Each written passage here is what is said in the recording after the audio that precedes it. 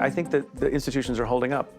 I think the rule of law is basically okay, and it's under siege, and people are being persuaded to have their faith in the rule of law undermined and their faith in institutions like the intelligence community and the FBI undermined. But I think we're okay because if it stops soon, then we'll be all right. And then we can restore those things. And those things are not beyond restoring fully to their prior high positions, right? Those institutions, those norms, those rules. But I want to revisit that if Trump gets reelected. Sure. Because it's one thing to be in this position now where things seem undermined that you can bounce back from and be resilient about in only another 20 months or whatever it is.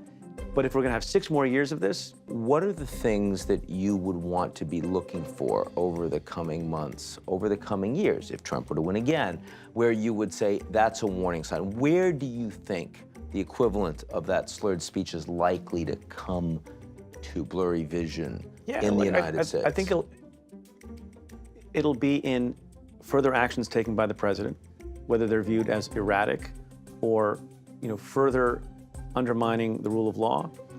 If people around him, if Bill Barr, for example, takes positions that are diametrically opposite to what's in the interest of the public, if he seems not to be so interested in what justice requires and fairness requires and transparency requires, but much more interested in protecting the president, these are all signs of dizziness and wobbliness.